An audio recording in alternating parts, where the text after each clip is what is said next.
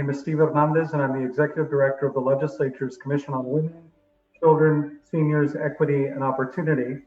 Today, we are focusing on the faith in our community, the role of faith centers in engaging community during emergency, recovery, and beyond. Welcome, everyone. I'm going to be allowing each of you to introduce yourselves. That way, you will not only be able to see you, but also for the benefit of the viewing public, both Facebook Live, we are streaming now live, and we will also be providing this video to CTN for their consideration and broadcasting. Firstly, I'm going to take you in the order in which I see you on my screen, if you will. First, we have State Representative Pat Billy Miller. Welcome, State Representative. Good afternoon, Stephen. How are you today? Doing great, thank you. Good. Welcome. Next, we have Melvette Hill. Welcome, Melvette. Hi, good afternoon. It's Melvette Hill. I'm staff with the Commission. I'm also the pastor of Christian Corners Ministries in Danbury. Welcome. Dave Reyes, welcome. Thank you, Stephen. Glad to be a part of this conversation. Again, Dave Reyes, Manager of Intergovernmental Affairs, Office of Policy and Management. Thank you. Hi, Ellie. How are you? Ellie Findlay. I'm good, thank you. How are you? I'm retired from Trinity for 3 years, and I'm now a practicing reflexologist, just now going back into business. Great, thank you. Hi, Janine. Welcome. Thank you for having me. And my name is Janine Thomas. I am a member of the Baha'i Faith. I'm also a member of CCIU and the Connecticut Council for Interreligious Understanding, as well as the Connecticut Coalition for Race Amity. Thank you, Janine. Hello, Dr. My name is Shamil. Good afternoon. My name is Shamil Raman. I am a Hindu, and I'm on the board of CCIU. Hi, Dr. Raman. So great to see you. Dr. Vivian Carlson, welcome. Hello, thank you. I am Dr. Vivian Carlson, retired from the University of St. Joseph, and I am co-chair of the Connecticut Council for Interreligious Understanding, and a member of the Unitarian Universalist Faith. Welcome, Dr. Lohr. Good afternoon. Thank you for this opportunity. My name is Joel Lohr. I'm president at Hartford Seminary, one of our state's great seminaries, a very diverse institution. Proud to be here. Just a little mention here to my Muslim friends. We have 37% of our students are Muslim. We're proud of having a great history in this area and looking forward to today's conversation. Thank you. Thank you. Hi, Isam Borai. Hello, Steve. Thanks for having me. My name is Isam Borai. I'm a member of the Muslim faith, and I'm also a board member for CCIU. Thank you. Welcome, Dr. Terry Schmidt. If you could unmute yourself. I'm going to unmute myself. There we go. There you go. All right. Thank you for having me, Steve. I appreciate it. My name is Terry Schmidt. I am the recently retired Executive Director of CCIU, and I'm glad that you're hosting and convening this group of people. Thank you. Welcome, Jonathan Harris. Steve, how are you? Welcome, everyone. It's great to be here and see everybody. I am currently the Senior Advisor to Governor Lamont, but I've worn a variety of hats in the public and private sector, including religious and secular organizations. Welcome. Pastor Anthony Bennett, welcome. Welcome. Glad to be here. I'm Anthony Bennett, pastor of the Mount Airy Baptist Church in Bridgeport, as well as co-chair of Congregations Organized for a New Connecticut, or Connect. Nice to see you. Father Michael Dolan, welcome. Let's unmute you, Father Dolan. There we go. How's that? Perfect. Okay, sorry. I'm on CCIU, but Director of Interreligious Affairs to the Archdiocese of Hartford, the Roman Catholic counties of Hartford, New Haven, Litchfield, and Connecticut. Thank you. Nice to be here. And finally, Barbara Lederer, welcome. You could just unmute yourself, Barbara. Working on that. Thank you. There you go. Hi, I'm Barbara Lederer. I am also a co-chair of CCIU and a member of the Jewish faith. Well, thank you all. And I know that will very likely be joined by a couple of more participants as we undertake our conversation. But I wanted to welcome each of you and kind of give a little context to what brings us all together today in this format. One thing in the role of this commission, really promoting civic engagement and civic participation in all sectors of Connecticut society, we have often not only admired but relied on the fact that our institutions of faith aren't just institutions that function at a local level, independent of community, but in fact are an integral part of community. Oftentimes, especially during times of trouble, during times of need, during times of looking for community, communities turn to their faith centers as an integral participant in the civic fabric. So we thought that it was important, especially now that so many of our residents are turning to their faith centers to be engaged in the civic in the civic fabric. We thought it was important to bring our faith centers to this format and have a conversation of the role of faith centers in bringing community to their government. And not only that, but also the interconnectedness of some of the work that you're doing that is modeled so beautifully to our mind in the work of the Connecticut Council for Interreligious Understanding, and of course, some of the others who are joining us. We're also joined by members of our legislature and executive branch who very often are connected to their community, are connected to communities of faith, seek the advice, counsel, and engagement of communities of faith when trying to reach community. We thought that it was important that we all come together and really have this conversation in this moment where we all need each other more than not. So I'd like to start our conversation just by really asking the question of each of you, especially those of you who represent CCIU and the faith communities. Tell us a little bit about how it is that your community has responded to the people under your respective organizations in these times of need, these times of emergency, and these times of dynamic social discourse. I'd like to start with Isam Borai. Thank you so much, Steve. So as a member of the Muslim community in Connecticut, the Muslim community have been actually very active in responding to the pandemic. As you mentioned, our community members, the first thing they actually turned it to our religious institutions in the state of Connecticut for so many reasons. I think it's very important to know about them. Number one was language barriers. Many of our immigrant community do not have enough language resources to be able to reach out to state organizations to get the help needed, but at least understand the resources available for them. The second reason was unfamiliarity with resources that already exist. So many people didn't know that the state provides some resources they can use during this time, especially small businesses owners or people who were very affected by the pandemic. And the Muslim community have been working all the time, especially for the last month during the holy month of Ramadan. We've been organizing many virtual events to share awareness and update our community and the ways how can you communicate with the state, and also what resources available there, and doing some translation efforts for what's happening there. Second, we did a lot of food efforts to share some assistance, some aids with those who are in need and don't have enough resources, especially the families with kids who no longer be able to attend schools.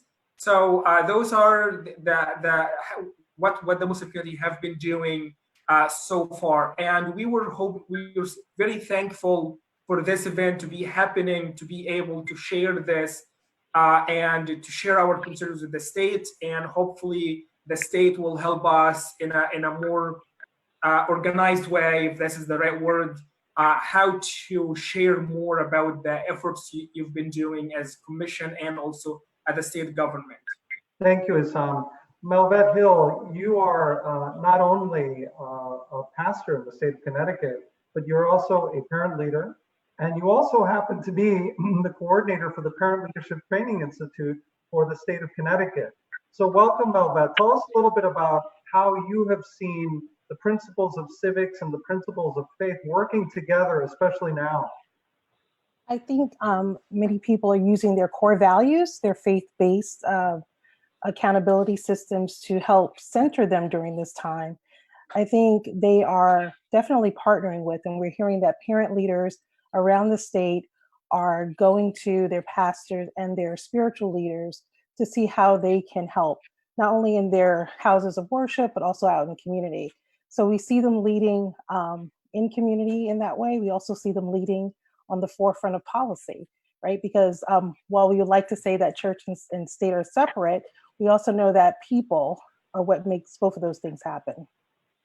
Well, thank you for that, Melvette. Pastor Bennett, you have been at the forefront of robust conversation with all that is happening in Connecticut and in the United States, confronting the scourge of racism.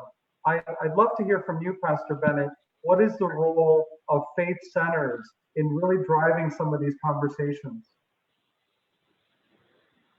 Thank you. And I guess to be honest, I think the role historically has been what it is now.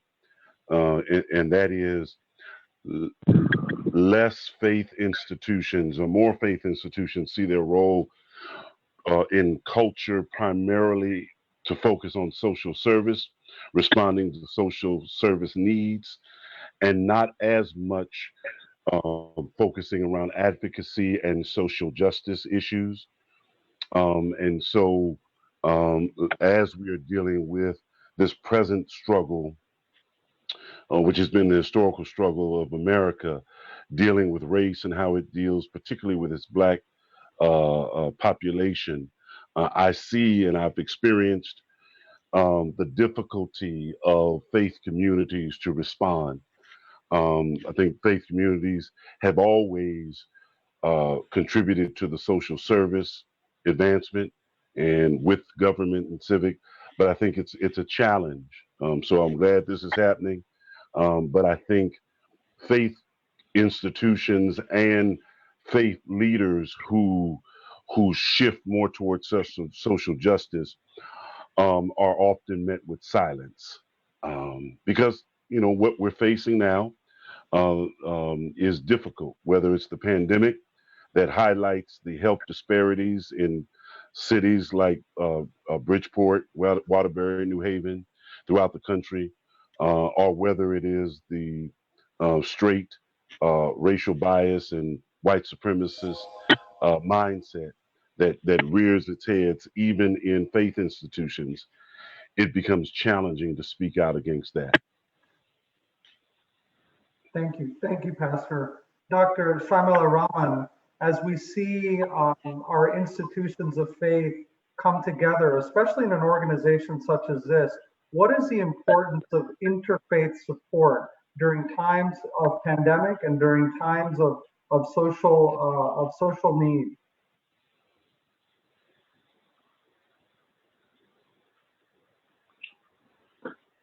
Father Dolan, I think we've lost Dr. Raman for a little bit, but Father Dolan, I'll ask you the same question. What's the importance of that interconnectedness between faith organizations in times of pandemic and times of need? I think you just muted yourself, Dr. Dolan, Father Dolan. How's that? That's perfect. Okay, good. Sorry.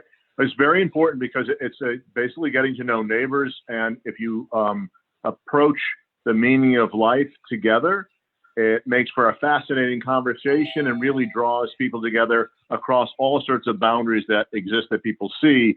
But the interior life intrigues everyone and draws people together a common cause, not just for social services, but say, how do we live together with the meaning that we claim as our own? We all make truth claims, but then when you go in conversation, you actually grow as an individual in your own faith and an appreciation for your neighbor. So it makes for a much better neighborhood, practically. Thank you, Father Dolan. Dr. Raman, can you hear us? So the same question to you, Dr. Carlson. You know, what is the importance to your mind of the connection between faiths in being part of the civic fabric, especially in times of emergency or times that really require us to come together more? Well, certainly as a co-chair of CCIU, as well as a Unitarian Universalist, which is we are very encompassing of all faiths in Unitarian Universalism. We take a very strong stance towards social justice, and the fact that if we cannot find, as Father Dolan said, those shared values, that we all value the inherent worth of every human being, and we cannot share the interconnectedness of all human beings and the fact that we are all interdependent in this life, we will not be able to survive and thrive. And I think this pandemic, as well as this rising understanding of what's happening and the intense need for anti-racism training, and for us all to rise up together, as has begun to happen, in order to promote a peaceful and equitable society, which we have never had in this country, is so important. And if faith groups can't support loving your neighbor without exception, all of your neighbors, then how can we move forward? And so there is so much promise in what's happening right now, and also so much possibility if we can only all come together. And I think that message of love your neighbor, all of your neighbors without exception, from all the 9 religions in CCIU, is very important. And doing that on a civic level is something that Unitarian Universalists have a 200-year history of doing. We have social justice as part of our primary principles. We have social justice committees. We have a minister who has been part of Moral Mondays and the Poor People's Campaign, and we are a Black Lives Matter church, and we've been having white supremacy and anti-racist training for several years now. And our minister and my husband and others in our church have been arrested as part of these protests. And our minister right now is sitting at the Capitol fasting with Bishop Selders every day from sunup to sunset, asking for changes to prevent the violence that's going on in our society right now. So civic action is living out the principles of our faith, is how we see it. And it's intricately a part of our beliefs. And so if all of us can learn to share our beliefs in a very fundamental, basic way, and then act on them, it would be a very powerful thing. Thank you.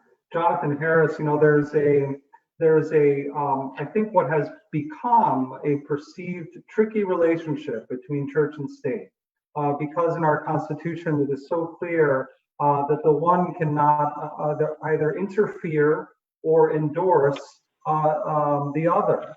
But what's really interesting is that there is no prohibition against working together. So how do we promote really government working with faith centers to reach community where otherwise we may not be able to? That's a great question. I wouldn't use the word promote. I'd just say do it. I mean, here's the thing. You have the First Amendment, right? That prevents an establishment of religion. But as a member of the Jewish faith, as a public policy maker, I'm not establishing my religion and putting it on others, but every time that I address an issue, I have at my core some of the principles of my background, whether it's social justice, tikkun olam, the repair of the world. And I bring that every single day. Pikuach nefesh, in the middle of this pandemic, that saving a life is the highest commandment. So all of this comes into play. And there is nothing wrong with wearing that out in the open and talking about that when you're involved with government and when you are making policy. And it's really important as policymakers that we take in and engage with the religious community, not just from our own perspective, but I mean, think about it. the religious communities, the 9 faiths that were spoken about here and many others, and the sects and the denominations, and I mean, you go every which way, each of them has a particular perspective. And if you're a policymaker, whether it's a religious perspective, whether it is somebody's racial, ethnic perspective, their professional perspective, their gender perspective, it's important to hear all the ideas, to be able to kind of look at that crystal or peel back the onion, depending on which analogy you want to use, to be able to understand where people are coming from, to fuel your own thought, to come up with solutions in a collective and collaborative way. I'd also say that it's important for government to engage, because religious organizations, institutions, religions, they're tied to the community, to the people. They organize, understanding how to organize. So it's a great way not to be able only to get information in and understand the perspective, but also to broadcast out, to be able to communicate in a very effective way.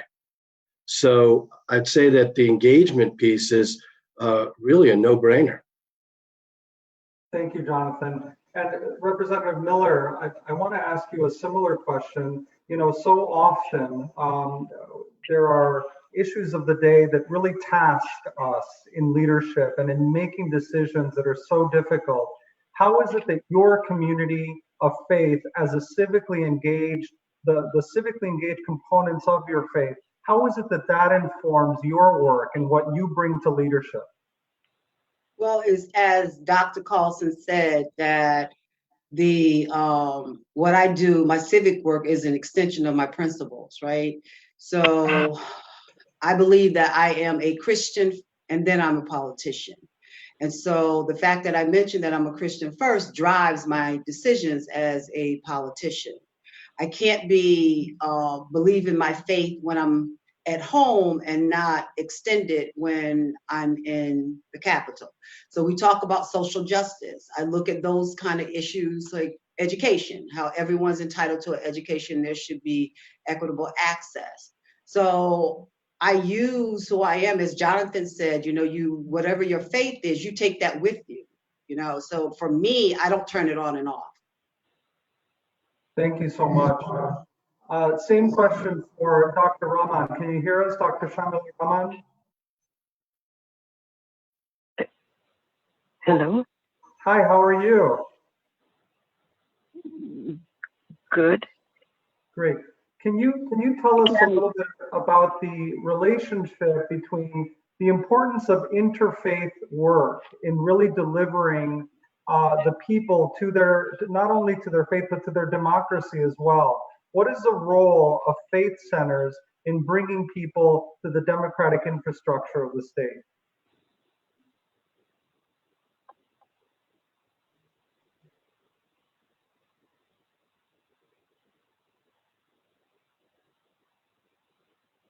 I think we've lost Dr. Rahman. You know, so much of what we're doing about Dr. Lohr is really hearing from young people. And young people are really galvanizing their response to not only the pandemic, but also the social issues that are happening. You mentioned early on in your introduction the fact that there is interfaith work even at the seminary. So tell us, how are young people preparing to be part of the civic fabric in the state? Thank you for that.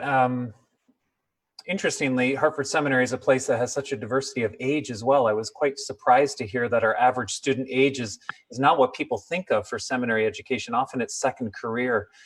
But to your point, I think the diversity of opinion and diversity of ways of looking at one's faith is so important, even, you know, within our young people. As you know, the growth of the so-called nuns, or those who have no religious preference, is hugely important to keep in mind. I would say even the ways that we frame our discussions, like even today we're meeting as a group of faith leaders. This is sort of the Christian language that we use for those gathered here today. The word faith is very important within Protestant Christianity. And so it's kind of had that privilege of calling other groups faith groups, because that's the perspective from which they work, whereas faith may not be that important, say for a Jewish identity or a Buddhist perspective and so on.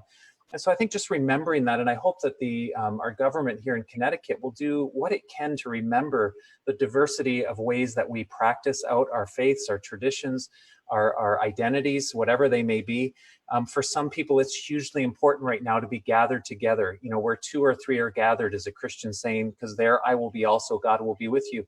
And for others, things are more symbolic. I can still gather together in this sort of setting. Or communion, the idea of taking in, for Christians, the idea of taking in wine and bread that symbolizes, and I use the word symbolizes because that's my perspective. For others, there's no symbolism there. This is a very act you need to be there because the presence of God or presence of Jesus is right there in that moment. And so just a reminder of how different we live out our faiths. The importance, I think, of recognizing that and hearing from multiple perspectives, multiple communities. From the young, thank you for the question about our youth. How are they living out this moment? They've lived out a much more, not to stereotype, but I'm sort of the non-technology native. I've learned it. I've gotten quite proficient with it, but it's not my native language. For others, it's native. This might be very normal. They're totally fine with the online thing. They've done it their whole upbringing. But for me, it's a different way. So how are we caring for our elderly who right now, for many of our churches, for example, at least the churches I belong to, there's a lot of people in their older stage or later stages of life. This is much more difficult, the technology piece. How are we caring for them, ensuring that our elders are connected as well as the young people for whom this is native speak? I think just paying attention to that, I just want to draw more attention to it again, just the diversity of how we look at these things. There is symbolism for some in religion, and for others, it's very real and very corporeal, like in terms of a physical presence is very important. So I'm just remembering that as you reach out to the and I appreciate that you're doing that today. This is what today is about. So thank you for that. Well, I appreciate you saying that because, you know, for us, it is so important to be able to provide spaces for the diversity of expression to be able to express itself. And I think oftentimes what happens in the representative model is that we take one type of expression and then we sort of interpret that expression onto others when really it is not truly complete.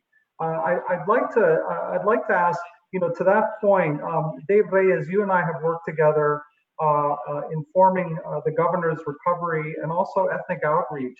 And as part of that, it became very clear in our conversations that we needed to make more of an effort to include people, faith centers and people of faith and people who express themselves in these different ways, part and parcel of the conversation, included in the conversation.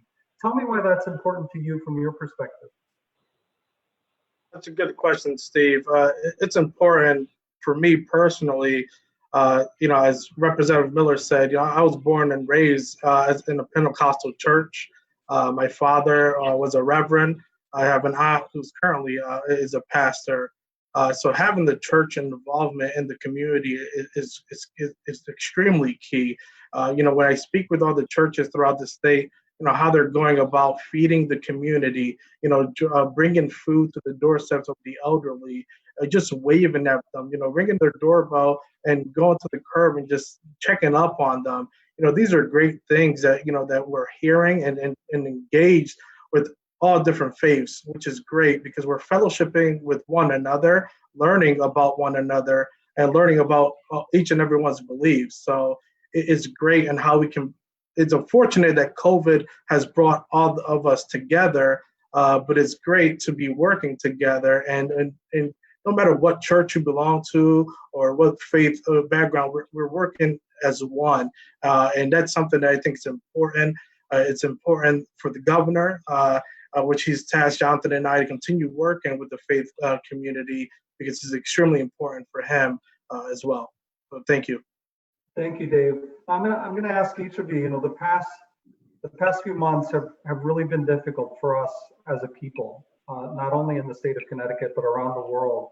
And I'd like to hear from each of you from the perspective of your institution, from your perspective personally, what is the biggest challenge or the top 2 challenges that you would like for the people of the state of Connecticut and its leadership to know that you have seen or confronted as a result of these 2 scourges that are impacting us now? I'll start with you, Janine, if I may.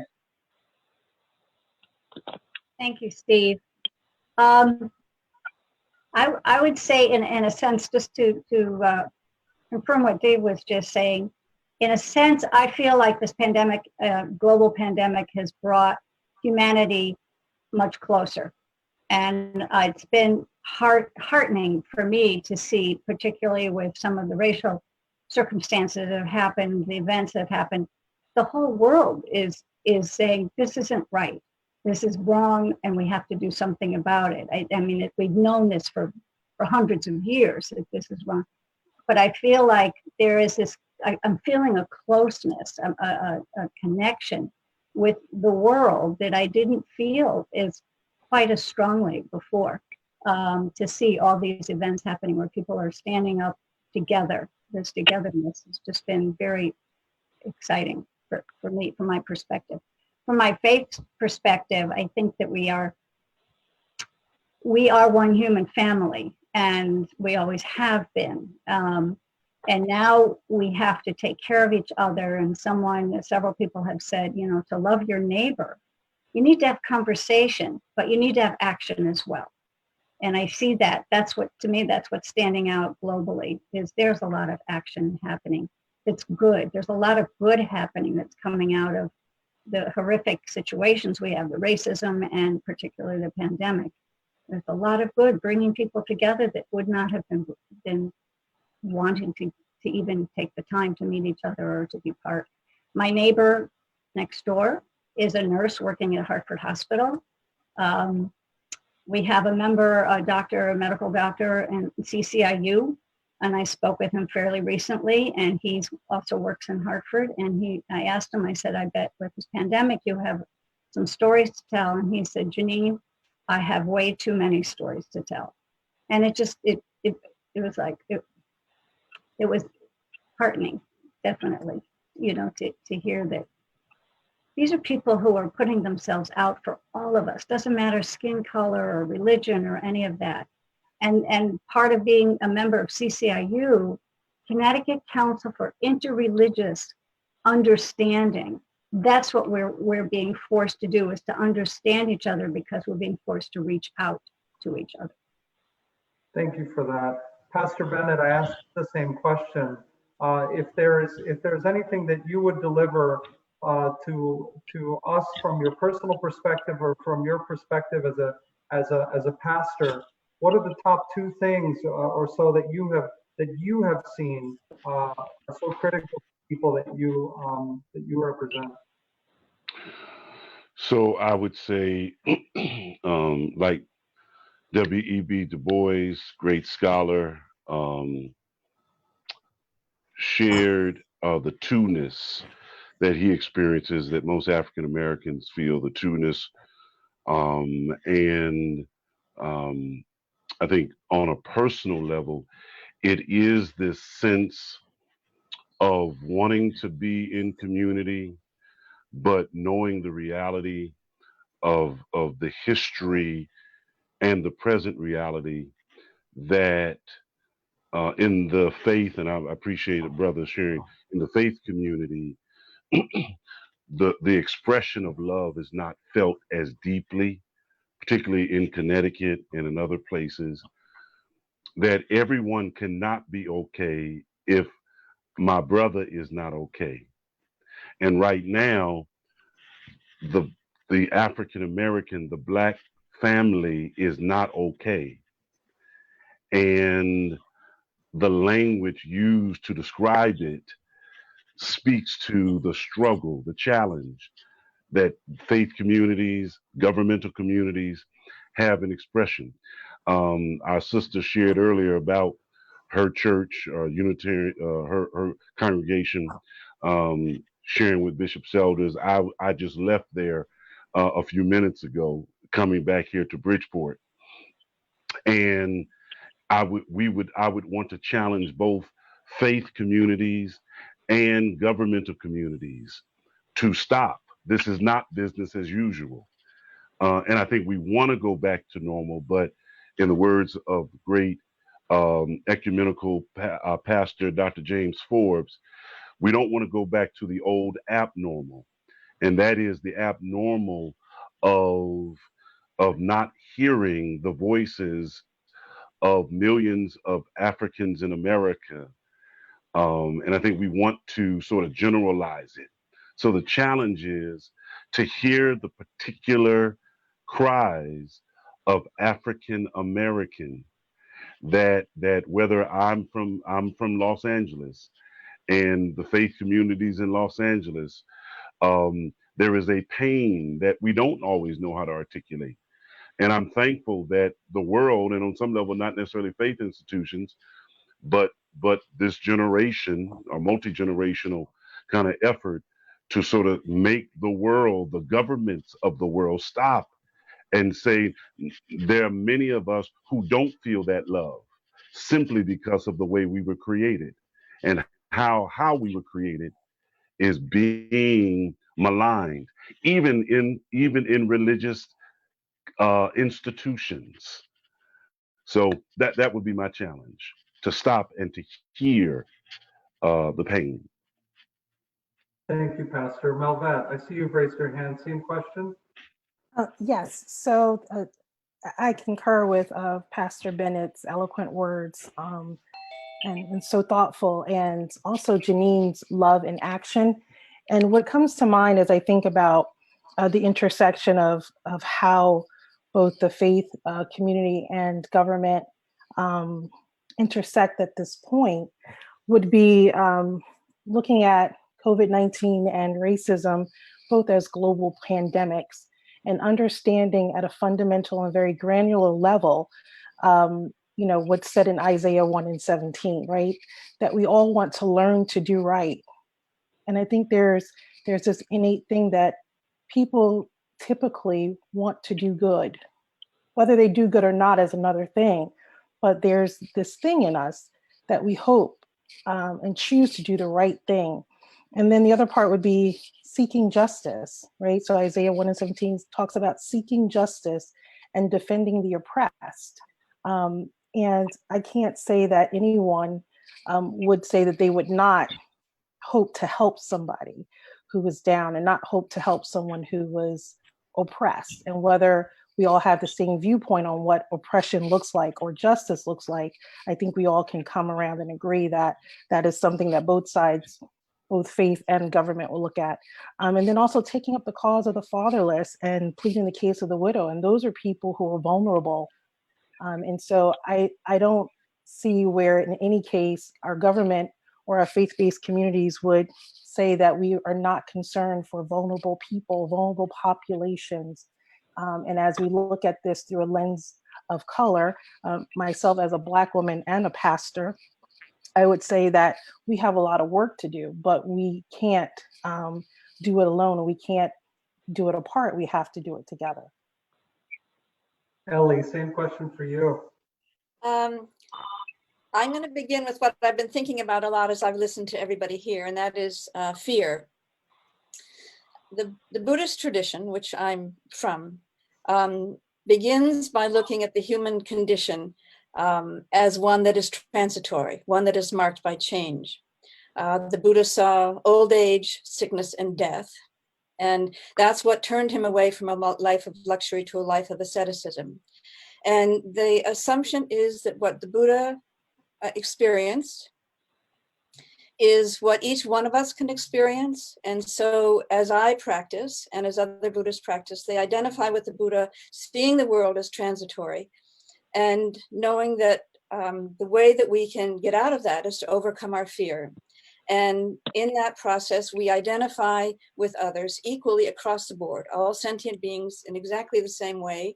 And actually, it includes animals and plants as well, which is not part of our discussion. But this identification then allows us to practice nonviolence toward other people. So we understand people as part of this common humanity, as equally available for salvation, as equally able to work for their salvation, as equally able to be nonviolent towards others, as equally open toward compassion and empathy as others. And so the process of identification in Buddhism is really important.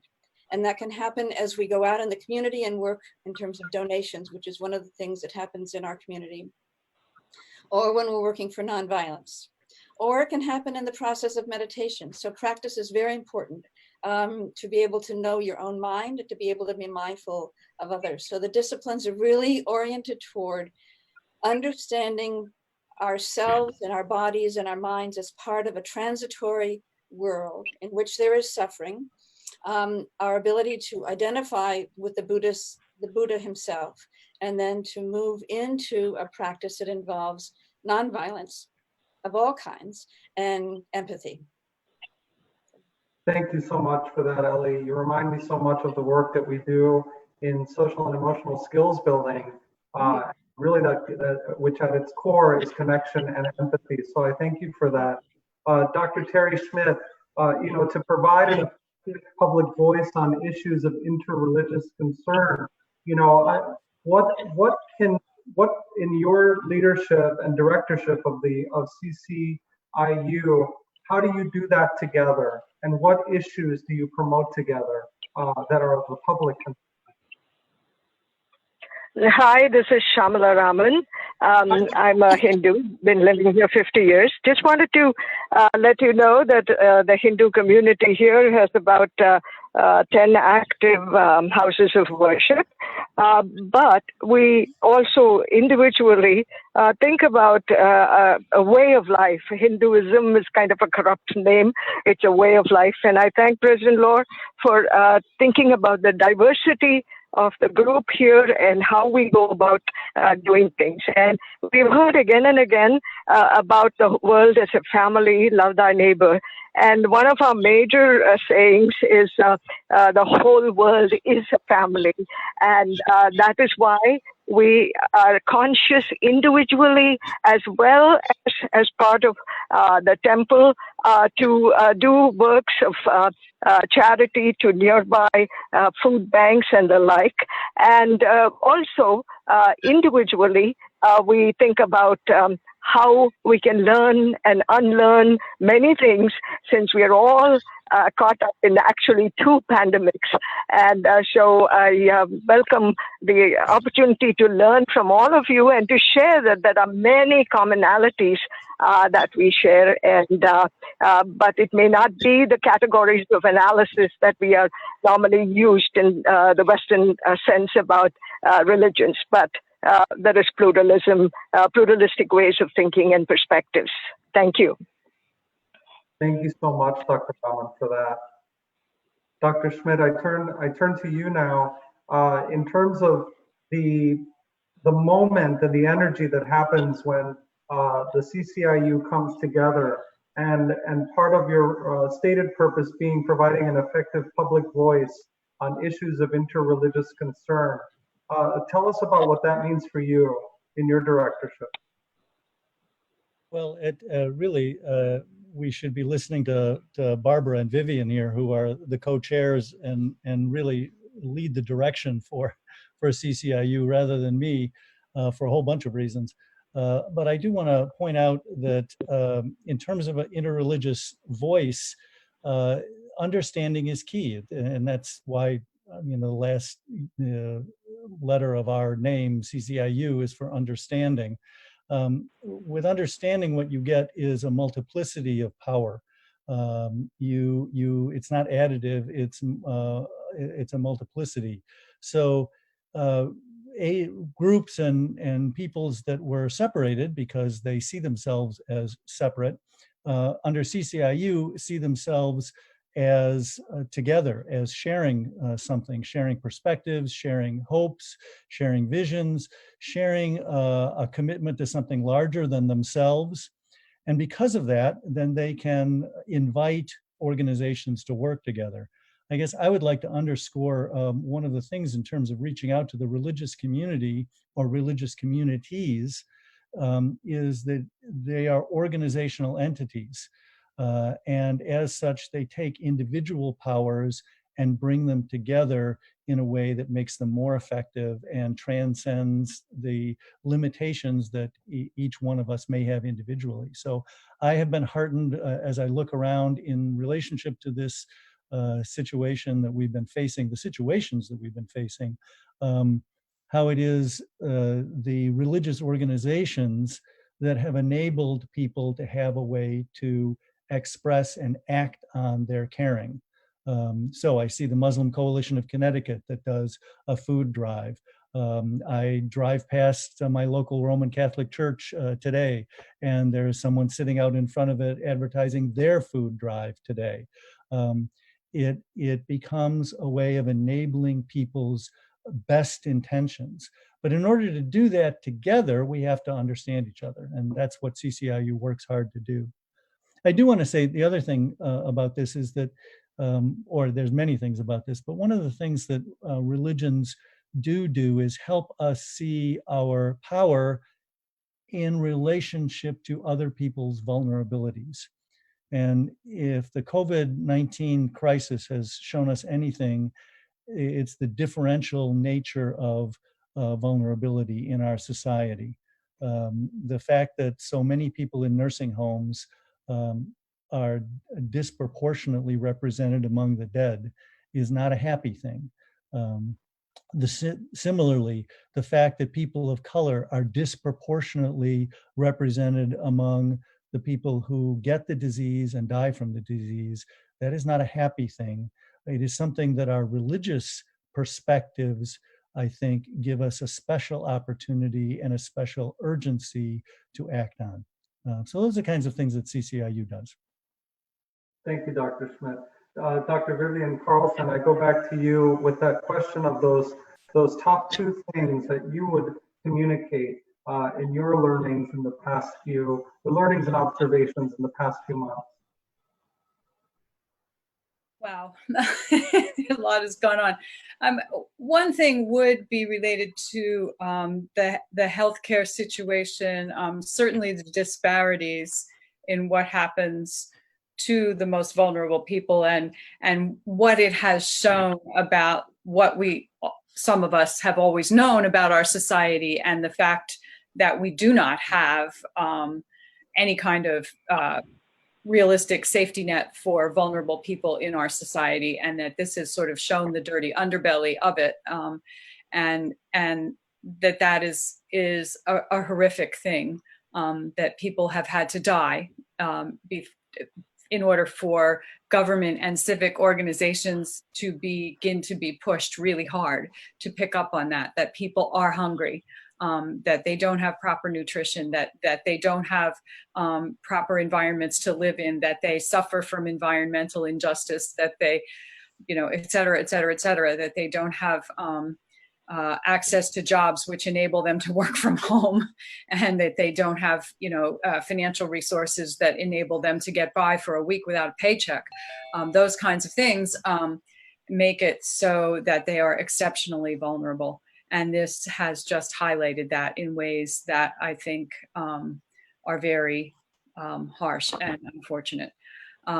But the healthcare situation, certainly for the elderly, having some very close friends and neighbors who had to spend some time in nursing homes, and the terror of not knowing if they would be able to get out of there and make it home alive, and not knowing that no one could see them there and no one could really know how they were doing while they were there.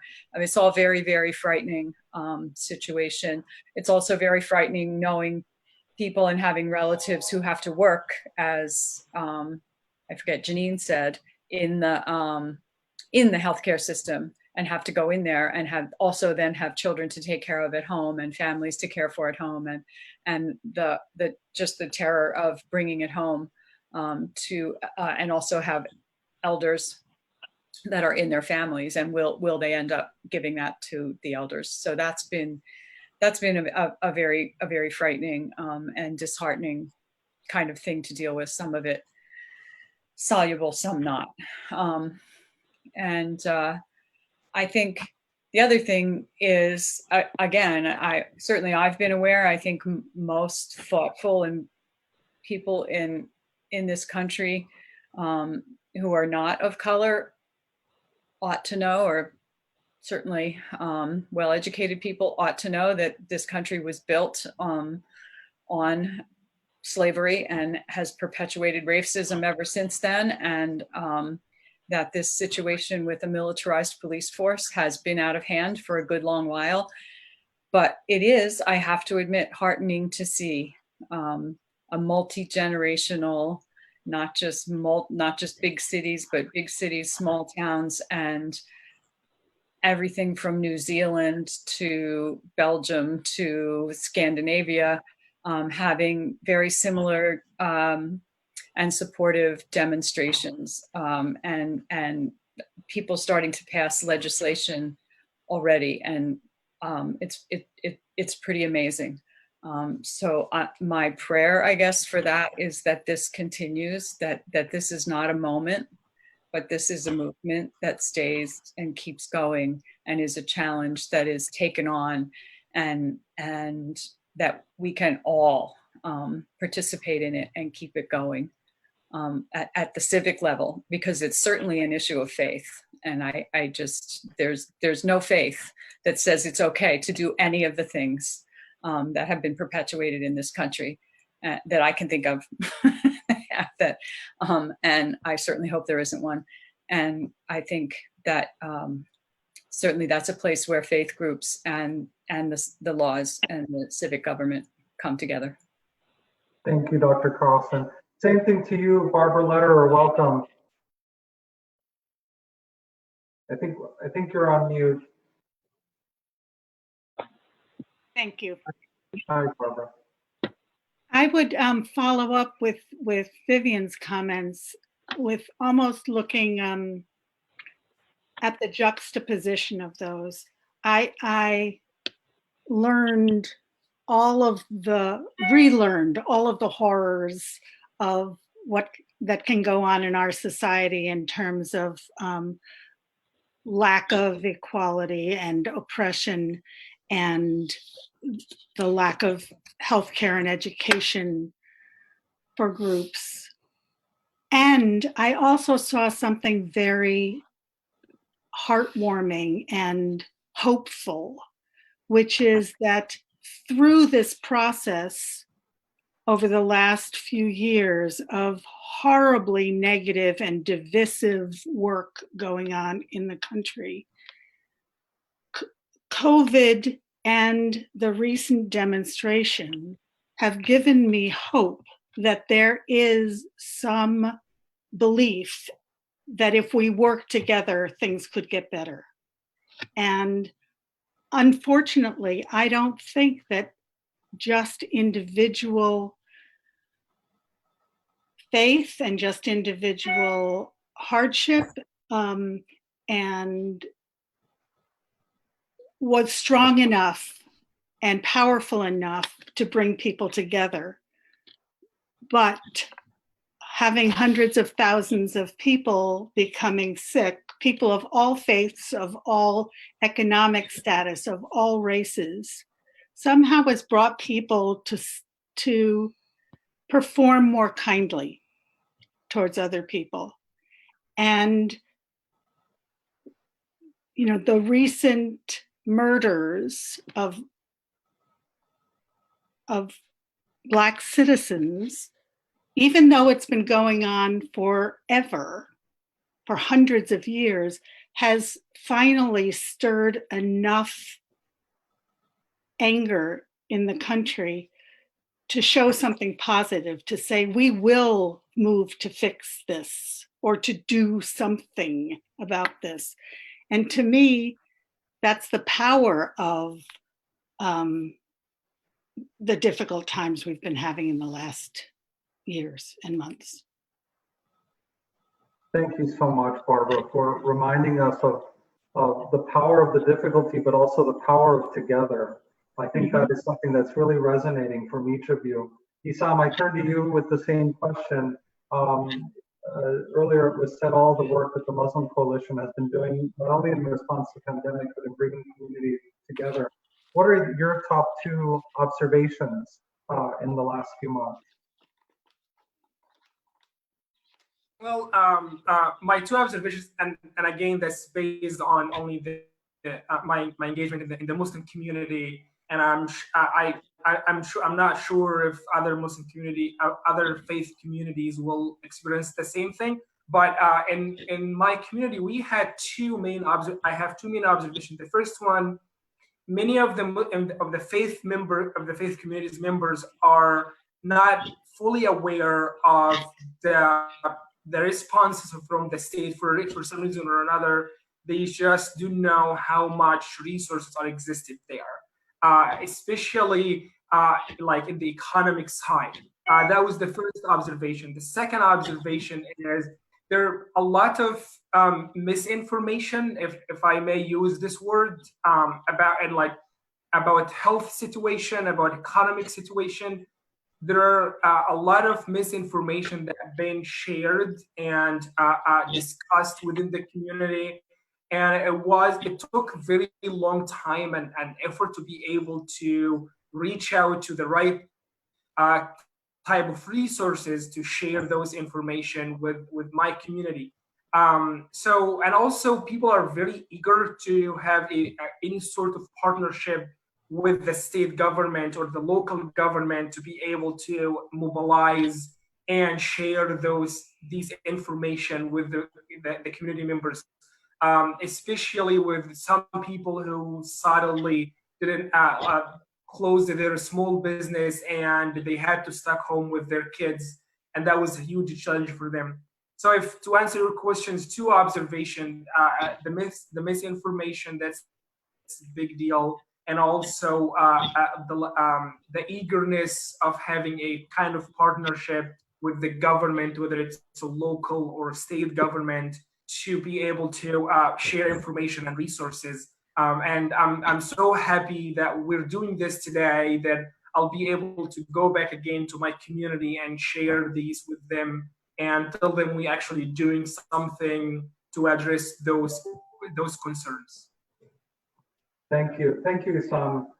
Jonathan, how do we as leaders in the civic fabric of government, how do we encourage building ongoing communication with our religious civic centers, especially based on what Isam just said in terms of the need for consistent information, the need for outreach, and that feedback loop that happens with community.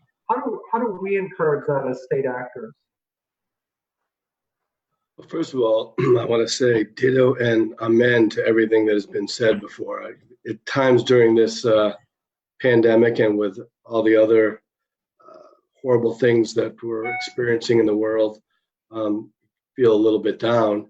And I feel pretty energized. I'm ready to go back for another 8 hours of work after this. So I want to thank you. I think there are probably, to boil it down, two things that need to be done. One is what we're doing, coming together. It's about relationships. It's about relationships between and among communities of faith. It's about relationships between those communities of faith and policymakers, elected and unelected. It's about relationships on the one-to-one basis. When we talk about advocacy a lot, I tell people it's not just contacting your elected official when you need to demand, ask. When you're in that point, it's breaking bread with them. It's getting to know them better across a larger span of time. And so I think if we focus on the relationships, which I think have come to light, and a lot of this through CCIU, other organizations, individual congregations has occurred before. But I think it's picked up as the human organism has in a healthy way become much more connected during the pandemic and the racial challenges that we're facing now that have come to a head. So I think we build on that, one. And then we also need to institutionalize some of this, because there is institutional racism. There is institutional malaise. There is institutional apathy. We need to come up with structures that help you communicate, that help you and remind you what's important. I'll give a religious example. I don't observe the Sabbath every week, but the times that I have done that more so, and the times that that tradition of, okay, I'm having one day a week where I don't do anything. I'm with my family. I chill out. I refresh myself, I think about things greater than myself is crucial. And that's based on a tradition, a framework. So we need to set up these types of frameworks in the relationship between communities of faith and government to be able to, I think, continue what we're seeing now and what we're hearing at this gathering today. And Dave is really the expert on this. He can go into it, but that's the reason that the governor appointed Dave as the liaison to communities of faith. And that's the reason that Dave and I worked with these communities to create the Governor's Faith Advisory Council, not only to deal with issues during the pandemic, but as a permanent body to be able to deal with social issues, religious issues, government, and our challenges together as we go on. And we're going to be actually reaching out to recruit more people as we've been inspired by this, because we still don't have the full complement of faiths on that and perspective. So I think that's the two ways that we can continue. Thank you so much, Dave. I'm going to come back to you since Jonathan put you on the spot. But I do want to take a pause with Dr. Joel Lohr. You know, it was really heartening to hear your expression of how it is that oftentimes we use our language in presumptive ways, or to really to name others rather than allow people to name themselves and express themselves. So tell us a little bit more about that and why that's especially important now. Thank you for that. And if I may, I'm just going to pause this, interrupt this program to thank Stephen for such a great meeting. You're running this so well, and it feels like it's bringing out some great conversations. Thank you for that. And so I'll now go back to the program. Thank you for that. I just think one of the things that I have most valued about doing interfaith work, or what we call interfaith work, which is really about trying to understand ourselves through another and trying to understand the other through ourselves, is that it's kept me, or it teaches me more and more each day not to make assumptions. And it's so easy without knowing your neighbor to assume they view things similarly, or that they're going to view faith in the same way. And again, using the terms like faith, faith may not be that important for someone, although it may be hugely important for another. One thing that I might come back to that I've heard said, kind of woven through this conversation, which is really quite beautiful, and I think there are even posters that kind of show how this works within the many religious traditions, is this idea of loving neighbor. And in Jewish Christian understanding, there's also this idea of love your neighbor as you love yourself. And so I'm going to tie it back into that larger question about the two things that we're struggling with right now as communities, is both of those, is the sense of loving one's neighbor, loving those around us. And I think, again, has been mentioned so clearly and articulated, especially by our Pastor Bennett and Hill. We're in a double pandemic. We're really, there's probably more things we can be drawing attention to, but right now our focus is really on this idea of the COVID crisis, but then also this racial injustice issue that this country, we so desperately need to work through. And so our churches, our faith communities, our religious bodies, those who live out their identities in different ways, I think we have a sense of an outward love thy neighbor, need to do that, need to do more. And you can frame that as mission, or you can frame that however you want to, but sort of the outward facing. But then there's also that reminder that we are needing to love ourselves and care for ourselves. And I do see that as well. I see people wrestling right now with, how do I take care of myself? I'm struggling. I have family members who are dying. My daughter is in the 8th grade and was looking so forward to graduating with her classmates and couldn't do that. And it does me no good to remind her of all the horrors of the Holocaust and what people have been through in the world. For her, it's still a hard moment. And I think the idea of loving neighbor, loving self, our communities are wrestling with trying to, and I just applaud those who are doing this work, and I'm trying my best to as the leader of Hartford Seminary. How can we help our brothers and sisters in need, those members of our human family that are so desperately in need, especially the Black community right now, but also those who are struggling with COVID and going through that with health and don't have access to healthcare, and again, persons of color particularly. But then there's also that piece, if I don't take care of myself and love myself, if I don't find ways to care for myself, I can't do any of that. And, it's even while we have privilege in that, I'm struggling with repetitive strain injury right now on my wrist from all of the Zooming. I've been Zooming, computer work, 12 hours a day, 6 days a week.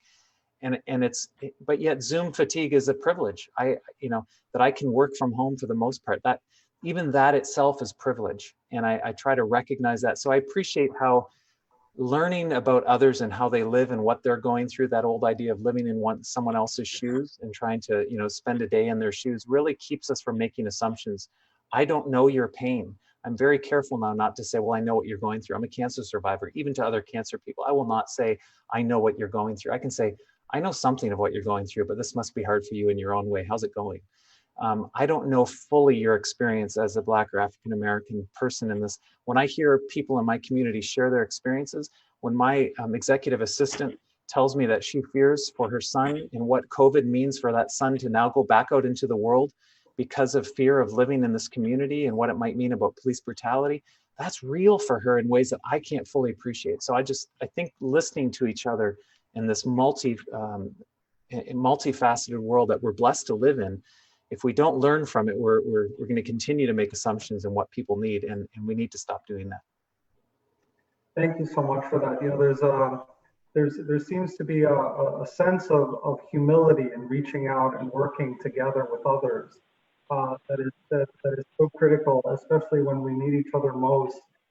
Dave, back to you. How do we as institutions build space at this table so that we can share in this nourishment that is learning from each other, teaching each other, and working together to address some of what ail us?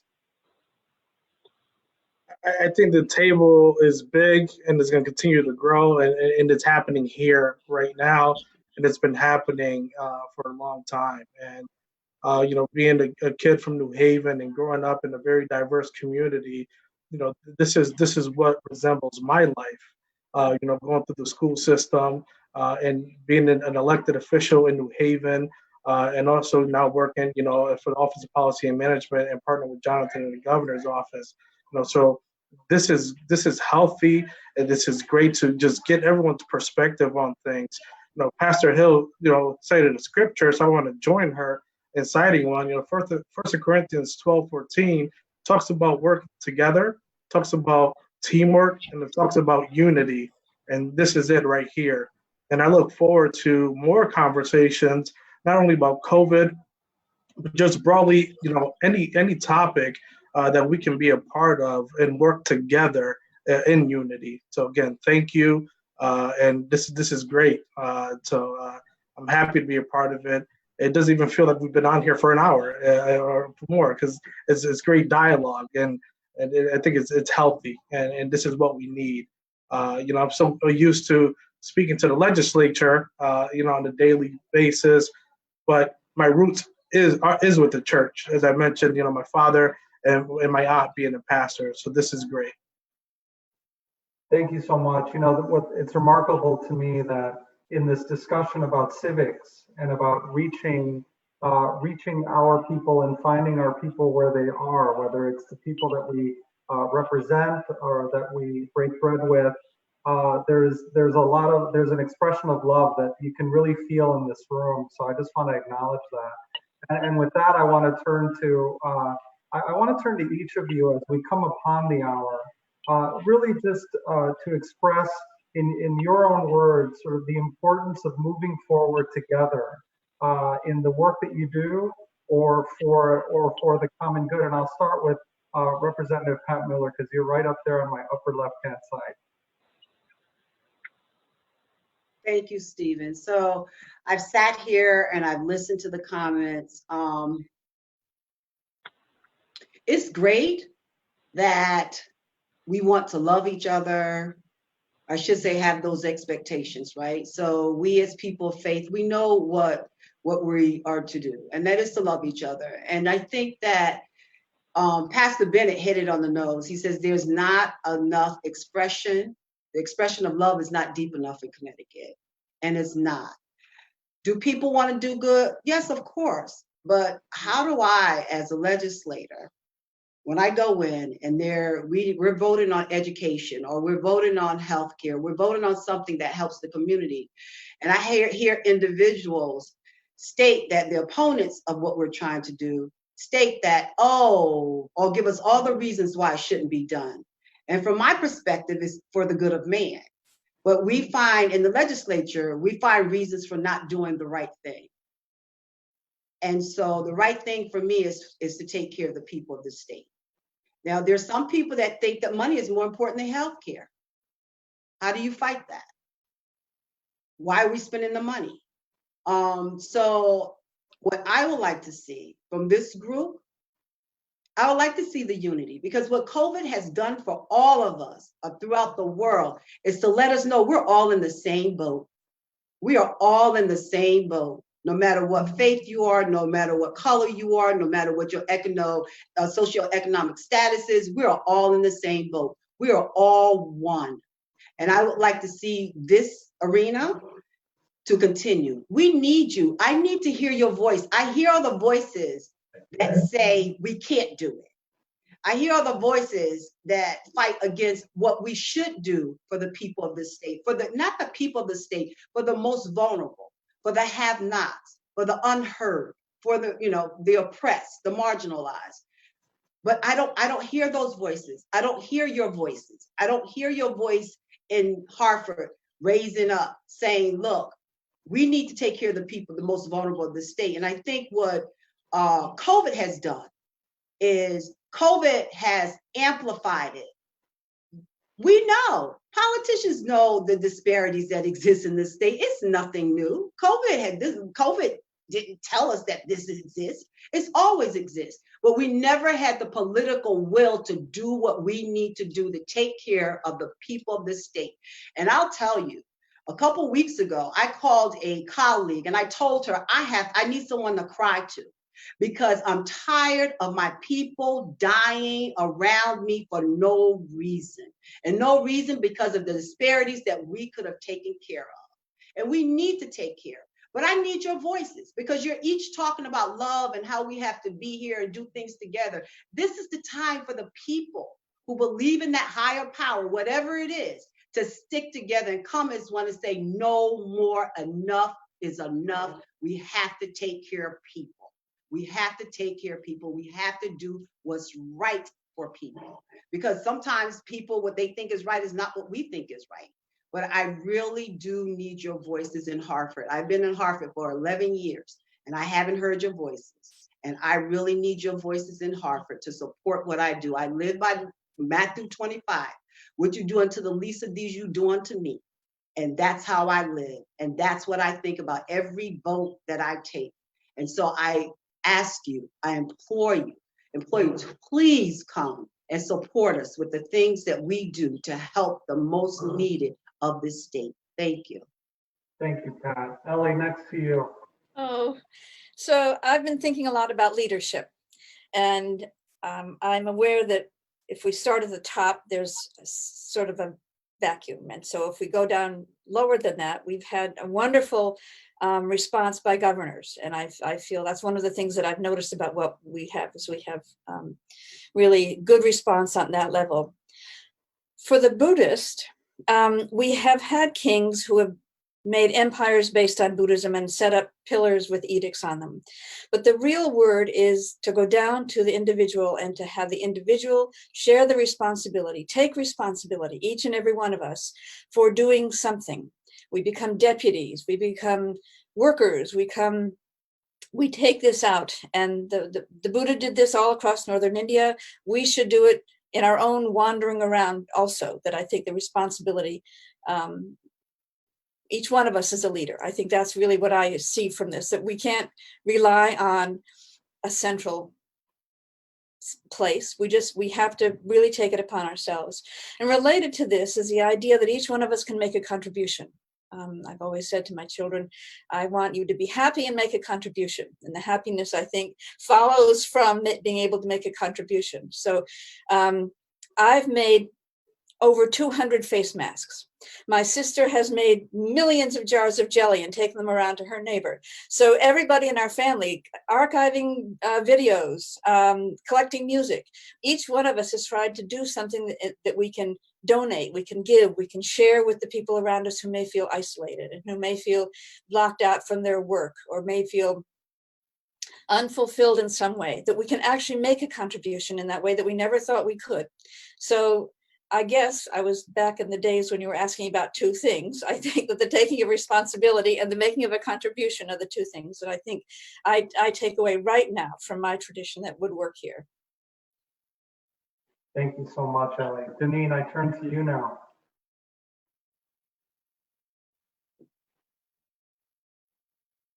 Thank you.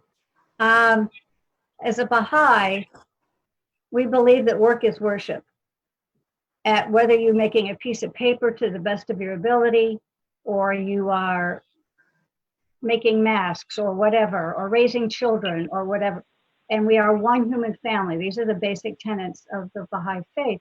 And I'm hearing all of that because it's all our faiths are saying the same thing. I feel like I just want to share with you a wonderful story. The Baha'is in the area here, we don't have clergy in the Baha'i faith, so it's up to the individual to step up. And so I invite you all on Wednesday evenings. It's a Zoom call. It's listed on Facebook. We have interfaith prayers. The mayor of our town, I live in South Windsor, the mayor of our town is generously, is actively been part of this. And we have people of all different faiths also sharing their prayers. There's power in prayer, I believe that. So it may not be a visible, tangible thing, but there's power in prayer. And it makes us, our collective, much more solid. But I wanted to share that there's a lovely young family in town, and it doesn't matter what age our ages are, our children are the ones that are going to reap the benefit of all of us here today and all the people listening. As we take action, we have discussion, we have to have discussion. We host a monthly discussion on racism in our library here in town. Not currently, not physically at this time because of the pandemic. But there's a young man in town at age 9.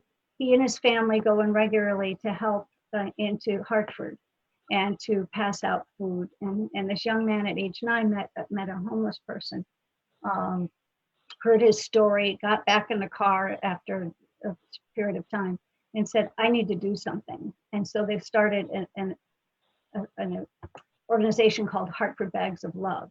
He is now 12. And so a lot of you might know Officer Bennett, who works very closely with the homeless in Hartford. The family has brought together hundreds of masks to distribute to the homeless people in Hartford who are not, already they're at risk, but now particularly with the pandemic. So now they've passed out all these masks to help protect the homeless. So each one of us and people we know, whether they're family, friends, or neighbors, or within our faith group, we all are able to do something to improve the world. Thank you so much, Deneen. Dr. Vivian Carlson. Well, I'm going to go back up to what Pat Miller was talking about, which is that, it's a little hard for me because I don't know you. I see that David is a liaison to the communities of faith, and that's for the governor. Is that correct? Anyway, so I don't know. I don't know a lot about how things are structured there, but I really do think that if there were a way to get some interfaith representatives on some of these state commissions to give voice to the moral and the ethical impact of decisions that pertain to diverse communities, and perhaps in giving that voice to be able to do a little research and background and give some, statistics. Like, it's very clear and very well proven that a strong economy requires educated, healthy, well-nourished, safely housed workers, and we don't have that. And now we really don't have that. Any of those things. We've always lacked most of those things, but now with these epidemics, the two epidemics being very obvious to people, it's very obvious that we don't have that. And then pushing this reopening when the pandemic is absolutely not controlled So it just, that's a very simple example, but there's a lot of things that as an interfaith people could just kind of really focus on those moral and ethical and values-based voices that might perhaps be helpful to Pat and others who are trying to get that information out to the legislature. And maybe that's a simplistic view. I don't really know. I know it's very complicated up there and this is very difficult work, but I would hope that every bit of voices would help. Thank you so much, Dr. Carlson. And I'll tell you, it may seem complicated, but it really is very simple. We either do the right thing or we don't. There you go. Dr. Schmidt, I turn to you now. Yeah, I'm going to try to keep this short. The one thing that I think that all of these religious communities can offer to our state leadership is the admonition not to be cynical. I think cynicism and loss of hope happens at the state level commonly. And I think that our religious leaders would argue that you should never give up hope, you should never lose hope, and you should not succumb to cynicism, which is a somewhat of a national disease. I think about Connect, and it's actually very heartening to meet the leader of Connect because they've been at it, they've been fighting for years, and they don't give up. So that's what I would offer to state leadership at this point. Thank you, Jonathan. I think I'll go the route that Dr. Schmidt did and give another warning, an admonition. We are going to come out of this at some point.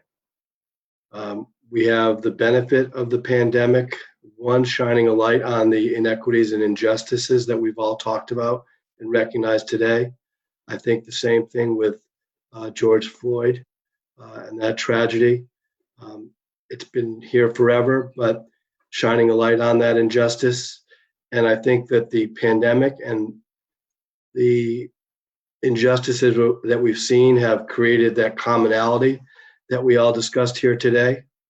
I do also think that there is a generational thing, and I hope this is true, but I observe in my son who just turned 25 that there is sort of a generational awareness that perhaps my generation and previous generations did not happen, which gives me hope beyond the tragedies that we've just experienced. But even with all that, there is going to be a window, and it is going to be a very narrow window where we can do what people like Representative Miller have talked about, to make actual change, to act, not just to talk about it. And that window will close because at some point, my concern is that people will go back to their usual corners and begin or re-begin behaving as the way they always have in the past. So the warning is be aggressive, raise your voices, and act quickly to make sure that we don't lose that window. Thank you, Jonathan. Isam.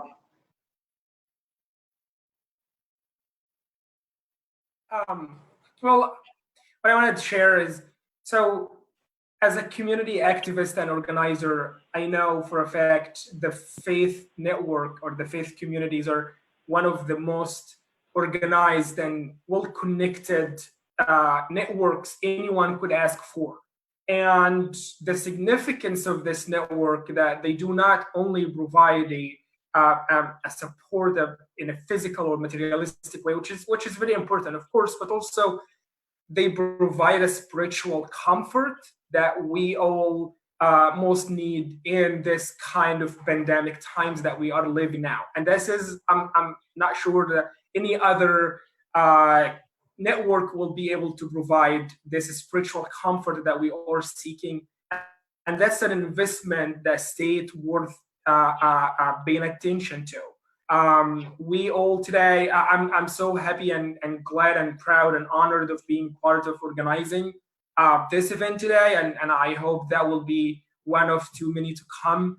And especially the willingness and eagerness within the faith community to be able to help in any way possible, especially in the areas where they have short-handed of aid or resources. So the faith community is very supportive and eager to help and provide as much as they could, and we're so thankful to have this opportunity to share this with you guys and be able to have the word out there and build on this for the facing and the stages in reopening and beyond to come. Thank you so much, Issam. Father Dolan, some parting thoughts for us. Certainly. Well, this has been wonderful, but I'm taking with the notion of the morality of paying attention. And I remember in college, this old professor said, you have to read this book. It was called In Proud Shoes by Pauli Murray. It introduced me to this whole world, this rich world of African-American experience. And for a kid from Waterbury, it's like, I didn't know this. And it was wonderful. And I've taken that idea of learning, taking the ignorance as an opportunity to discover the other. And so I was trying to encourage my faith community to say, here's something new you might not know, and then introduce them to their neighbors so they learn them by name and by story. And that's a much easier way. Instead of a formal training program, you introduce them to the other as a person who we'd say in my traditions, unique, precious, and irrepeatable. And I find kind of irresistible. It's just a wonderful experience. So I have great hopes for this whole process of coming out of tragedy into a light. So. Thank you, Father Dolan. Barbara Lederer, any parting thoughts? Yes, thank you. As a Jew, I have always been raised on the idea of tikkun olam, to repair the world. And I've been brought up with that as my obligation in my lifetime, to make the world a better place than it was before. And none of us is responsible for the whole of that, but every one of us is responsible for a piece of it. And even though I've always been aware of that and always been aware of the concepts, the reality of anti-Semitism, it wasn't really until I became heavily involved in CCIU that I got a full sense of what it means to talk to and live with and understand the other. And I think one of the greatest gifts that I've gotten is learning just the tiniest little bit I've learned about each faith, about people of different backgrounds and cultures and economic status and nationalities. And I think if we can bring any of that into a more public sphere, of the importance of learning even the slightest bit about the other, then we've started the work of repairing the world. Because it's very hard to diminish a person who you see as a person. It's easy to do that with some stereotype. But once you've started to know someone, once you've had dinner with them, it's much harder to do that. And I think on an individual basis, that's what our work is. On a systemic basis, that's what our work is. So those are my thoughts. And I thank you so much for this. It was a wonderful communion. Thank you, Barbara. Dr. Shamaya Rahman, can you hear us? We'd love to hear your parting thoughts.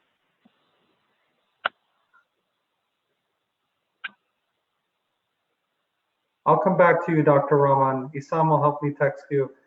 Dave Reyes. Yes, thank you. As a parting, Jonathan mentioned something about being generational. You know, the Lord has blessed me with twins. They're 8 years old, a boy and a girl.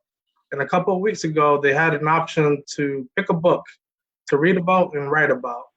And without guidance from me or their mother, my daughter picked Martin Luther King and my son picked Jackie Robinson. And when I asked them why, they both said to me, no one should be judged by the color of their skin. As a father, I think I almost shed a tear because at 8 years old, they're paying attention. And it just brings joy to my heart. And as I was raised with my Cuban grandmother, who always told me, God doesn't judge by color, but he looks at your heart.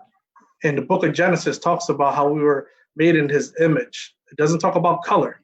So I'm glad that my children are paying attention and they understand that everyone should be treated equal. Doesn't matter what your race, ethnicity, or background is. Just be fair to one another and love one another. And if they can figure this out at 8 years old, I think I'm doing pretty good as a dad. So, so that's what I want to conclude with. Thank you, Dave. Dr. Rahman, can you hear us? Next, Melvin. I think she can hear us. Oh, Dr. Rahman, we would love to hear some of your parting thoughts.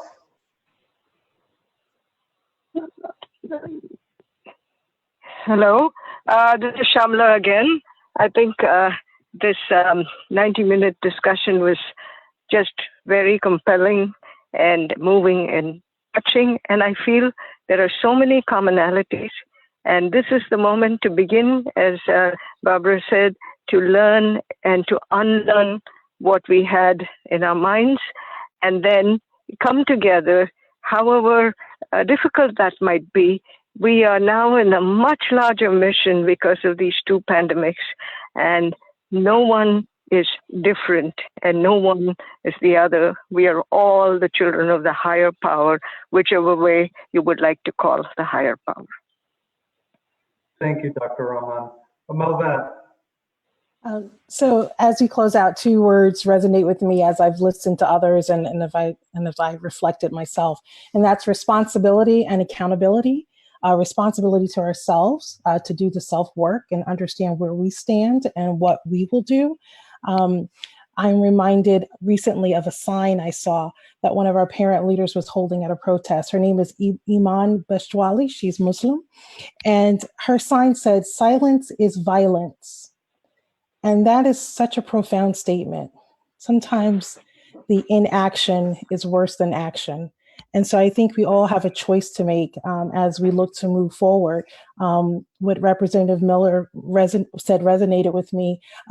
Just so you know, I work with Steve and I'm standing with you, and we hold each other accountable in the work. And, you know, you see us at the Capitol all the time, and we support the good work of helping people. The other thing I would say is accountability. Accountability, how will we hold each other accountable? How will we stand with each other? And how will we challenge each other? And so I think that's really an important conversation to continue to have. As we say that we're leaders, people are looking for us to lead, and we are leading the way. They're expecting that of us. And so how will we show up during this time? Important things to consider as we close out. Thank you, Melvin. Dr. Lohr. It's probably fitting that I'm going after you, Reverend Hill, because I had two words that came to mind not far from yours, and the two words that I wrote down that I wanted to say were honesty and action, and a humble honesty maybe, or I mean, we need to be, this is a moment for us to be very real and honest about what we are looking at and what we see. Where is access to healthcare, access to education, access to adequate shelter, access to a judicial system that is fair? As white, I'm actually a green card holder. I don't yet belong to this country, but I look at this country I get to live in, I'm blessed to live in, but yet I look around and I say, am I okay as a white person living here knowing that the national median net worth of persons of color, or at least African Americans, is 1/10 of the average or median net worth of white people? How is that right? Am I okay living in that society? If it were half, I would feel like we're at a bad place. You know, if the average net worth is 170,000 for a white person and the average net worth is 85, that'd be one thing. But if it's 17,000, how can we live in that society and not think there's a problem? And so that's my other word, is action. I am not comfortable anymore saying that's okay or just turning a blind eye and being silent to that.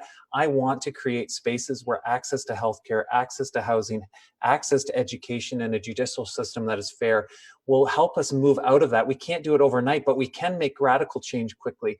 And so I guess honesty and action is what I would say. Thank you, Dr. Lohr. And last in this conversation, but certainly next in the bigger conversation, Pastor Anthony Bennett. Thank you for invitation. I would say, if I'm honest, as President Lohr and others, Representative Miller spoke, I would say my faith tradition calls me to work with others. And as you say, what are the actions? Connecticut has more suburban communities that include people of faith.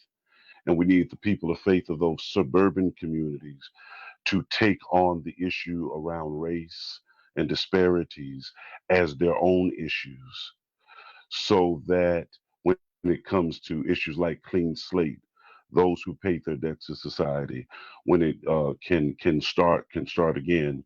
When it comes to ECS formulas, the issues that Representative Miller and others in urban centers will battle and will fight, that faith leaders will call their communities to consciousness.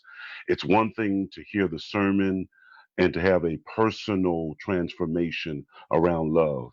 It's another thing to manifest that personal conviction in public witness, not just in the distant land, but also right here in Connecticut, where the health and racial and economic disparities are competing with some of the widest in the country. That's what I would share. Thank you so much, Pastor Bennett. And just in closing, I really do want to thank each and every one of you. You know, the conversation of what it is that we do as individuals, what it is that we do together, and why it is that we do it. What is it that motivates us, whether it is our own work or the work on behalf of others, is really at the core not only of what we do in the interreligious space, but also in the civic space. And I have to tell you, some of my greatest mentors have occupied both spaces really robustly and forcefully. And for that, I want to make, whether it's a challenge or an invitation to my colleagues in state, regional, and local government, to reach out to your faith centers and to your religious centers, reach out to your communities of faith and to leaders in religious centers. Why? Because now more than ever, it's critical that we connect. It is critical that we really find the voices of people where we find them, and that we do this based on a shared set of values, a shared sense of purpose, and a shared vision for how it is that we want to be together and be better together. So to quote my mentor and the Reverend and Dr. Martin Luther King, whatever you do, you have to keep moving forward. And let's do that together. Thank you all so much. Thank you, Steve. Thank you. And thank you, everyone. Thank you. Thank you so much, everybody. Thank you. Thank you.